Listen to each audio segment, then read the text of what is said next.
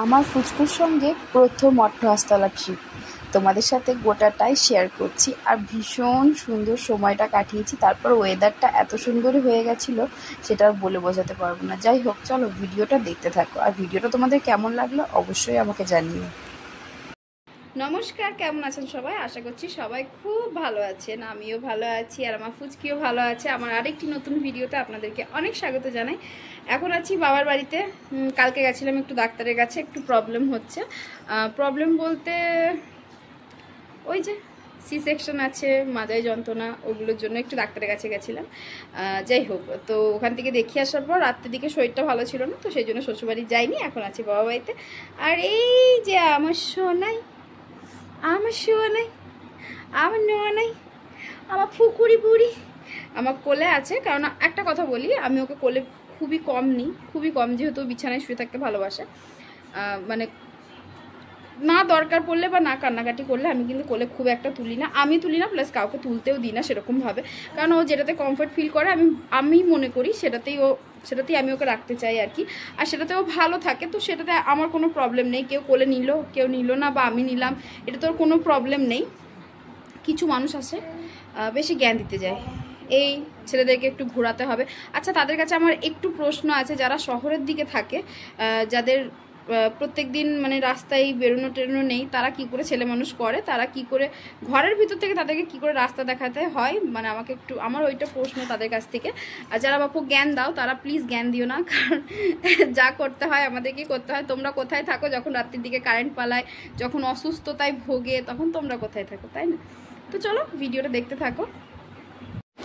চেষ্টায় আছি যে তোমাদের সাথে প্রত্যেক দিনের ভিডিওগুলো প্রত্যেক দিন শেয়ার করব, কিন্তু কি করব, একা হাতে হয়ে উঠছে না। কারণ ভিডিও করার জন্য সত্যি কথা বলতে গেলে কি একটা লোক, মানে পার্মানেন্ট একটা লোক লাগে যে ভিডিওটা করে দেবে। কারণ আমার ফুচকুকে নিয়ে সম্ভব হয়ে ওঠে না যে সবসময় আমি ক্যামেরা ধরবো বা কারো ভিডিও করব, নিজের ভিডিও শ্যুট করব বা আমরা ফুচকির ভিডিও শ্যুট করব। যাই হোক, তো আজকে আমরা এসেছি সোনারন্দিতে ডাক্তার দেখানোর কথা ছিল, তো ওখান থেকে ঘুরে এখন চলে এসেছি সোনারন্দির রাজবাড়ি।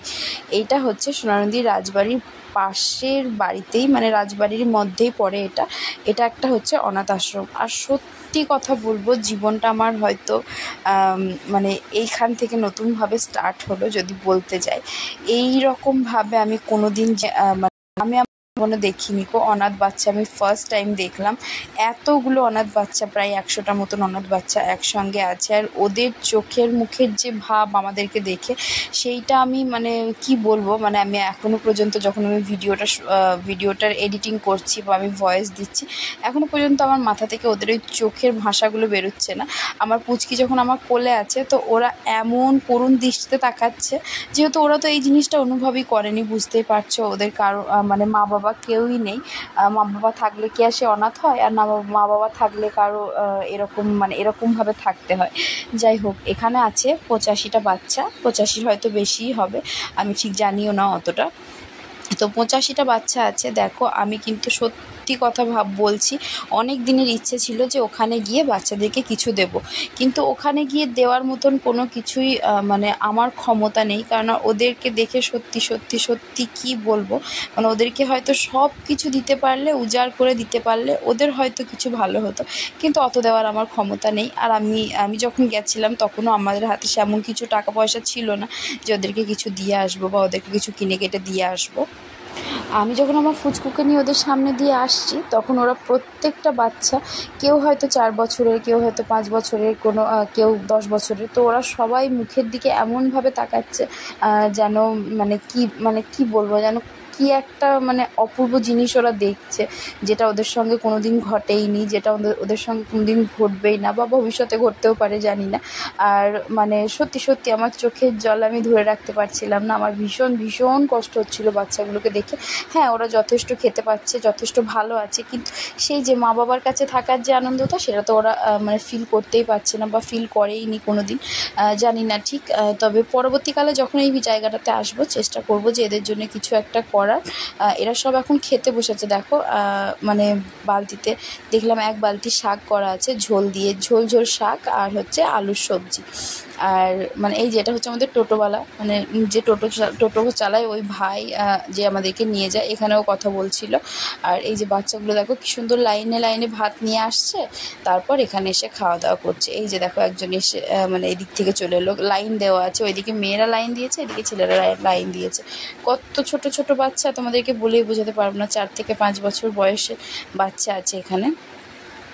তারপর এই যে এখানে হচ্ছে আমরা অল্প কিছু ডোনেট করেছি, যেটা আমি মানে আমি বলতে চাইছি না যে কত কি ডোনেট করেছি। তোমরা যদি চাও অবশ্যই এখানে ডোনেট করতে পারো, কারণ আশা করছি এই টাকাটা তোমাদের মানে কি বলবো ভেসে যাবে না, এটা কারো কাজেই লাগবে।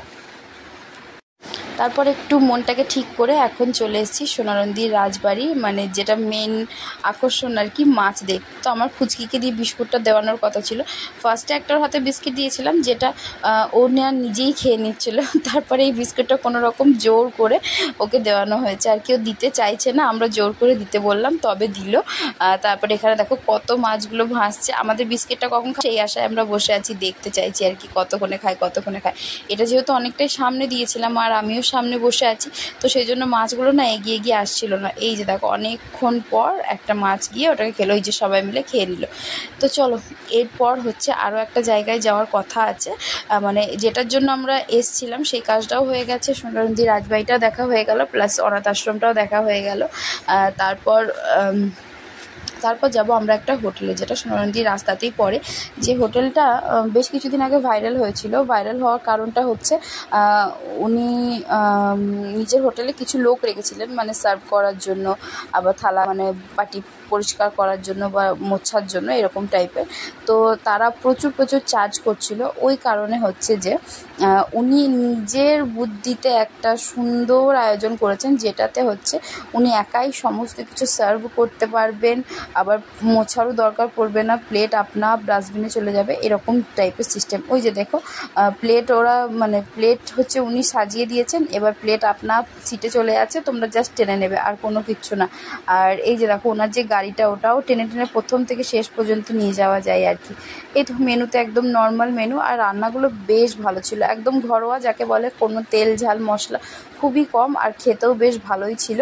আর আমার ফুচকি তো হাঁ করে করে খাচ্ছে, মানে বাড়ির খাবার এদিকে খেতে চায় না, আর গিয়ে হোটেলে সত্যি হাঁ করাই বন্ধ হচ্ছিল না ওর। তো চলো খাওয়া দাওয়া কমপ্লিট, এখন হচ্ছে খাওয়া দাওয়া কমপ্লিট হয়ে গেছে। তারপর দেখো আপনা আপ এইগুলো ডাস্টবিনে চলে যাবে। এগুলো তো ধোয়ার প্রয়োজন নেই, কারণ এগুলো কাগজের পাতা, যেগুলো মানে একদম ডাস্টবিনে ফেলে দিলেই বাস কাজ মিটে গেল, আর মোছারও দরকার নেই, লোকও লাগবে না, উনি একাই 100 আর কি। তো এই পুরো বুদ্ধিটা হচ্ছে ওনার। আর প্রায় এটাতে আমি যেটা শুনলাম, প্রায় ওনার বাজেট ছিল প্রায় 10 লাখের কাছাকাছি, কিন্তু উনি সবটা করেননি, কেননা বলছেন এটা যেহেতু হাইওয়েতে এখন সেরকমভাবে গাড়ি চলে না, তো গাড়িটা যদি সেরকমভাবে চলতে লাগতো তাহলে হয়তো উনি আরও কিছু উন্নত মানের করতেন। যাই হোক, বেশ ভালো লাগলো খাবার খেয়ে, পেটটাও ভরে গেছে, মনটাও ঠান্ডা। এখন যাব আমরা অর্থস্থলা, আর পাশ দিয়ে গাড়ি যাচ্ছে বলে মুখটা ওরকম করলাম আর কি। আর আমার ফুচকিকে এখন না দইয়ের একটা চামচ দিয়েছে, ওটাই মানে চেটে চেটে চেটে চেটে সাফ করে দিচ্ছে আর কি, ওর হাতই নামছে না মুখ থেকে, বুঝতে পারছো। আর কালকে যে একটু বেরিয়েছি সেটার এফেক্ট আমাকে আজকে সারা দিন নিতে হচ্ছে, কোল থেকে নামছে না। তারপরে আবার কিছু মানুষ আছে আমাদেরই, মানে যারা মনে করে যে বাচ্চা কোলে নিলে বেশি ভালো থাকবে, তাদেরকে আমি বলে আর বোঝাতে পারছি না। আর আমি সত্যি ক্লান্ত, প্রচণ্ড ফেড আপ হয়ে গেছি, ওনাদেরকে বলে বলে বলে বলে বুঝিয়ে আমার আর মাথা মানে কাজ করছে না। যে ও শুয়ে থাকতে ভালোবাসে, প্লাস ও শুয়ে থাকতে ভালোবাসে বলে আমিও ভালোভাবে কাজ করতে পারি, আমার মানে অনেকটা সময় বাড়ির কাজের দিকেও যাই, প্লাস ওকেও আমি সময় দিতে পারি, ওর খাবার দাবারগুলোকে ঠিকভাবে খাওয়াতে পারি। এটা আমি কাউকে বোঝাতে পারছি না, আমি সত্যি সত্যি সত্যি ক্লান্ত। মানে আমি লাস্টে কালে এই বাড়িতে থাকার কারণই হচ্ছে এই দুদিন, যে আমি ওই জিনিসটা থেকে একটু বেরিয়ে আসতে চাইছি, যে আমার ছেলেটাকে আমি আমার নিজের মতন করে মানুষ মানুষ করতে চাই, কে কার মতন মানুষ করছে আমি সেটা একদমই জানতে চাই না। যাই হোক, ওগুলো রাগ গুসা পরের ভিডিওতে দেখাচ্ছি তোমাদেরকে। এখন চলো অট্টহাসতলা থেকে ঘুরে আসা যাক। তো আমাদের ভীষণ ভীষণ কপাল ভালো ছিল। আমরা না মানে ঠাকুর প্রথমে ভাবলাম যে এখন তো সময় হয়নি, এখন তো দর্শন হয়তো হবে না, বাইরে থেকে দর্শন করি আর আমার ফুচকুকে গড়াগড়ি দিয়ে নিয়ে চলে আসবো। আর এই কুকুরটাকে দেখছো, এই কুকুরটা পিছুই ছাড়ছিল না। মানে আমরা যতক্ষণ মন্দিরে ছিলাম ততক্ষণ গেল, আর তখনই মায়ের মনে আসলো যে হাতে তো কোনো কিছু খাবার নেই যে ওকে দেবো। আর আমার ব্যাগে একদম প্যাক টাপ করে ফুচকুর খাবার ভরা ছিল। তো মাকে বললাম, মা দেখো ব্যাগে বিস্কুটও আছে, ওকে একটু দিয়ে দাও। তো ওই বিস্কিটটা খাওয়ার পর আর কিন্তু আমাদের সঙ্গে দেখা করেনি, বেশ ওটা খেয়ে হাওয়া। আমি একবার বিস্কুট বলছি। যাই হোক, সেটা পরের কথা, ওসব আজে বাজে কথা শুনে লাভ নেই, যেটা এখন বলছি সেটা শোনো। তো আমাদের কপাল খুবই ভালো ছিল, মায়ের দর্শন হয়েছে। যাই হোক, ভিডিওটা আজকে এখানেই শেষ করলাম।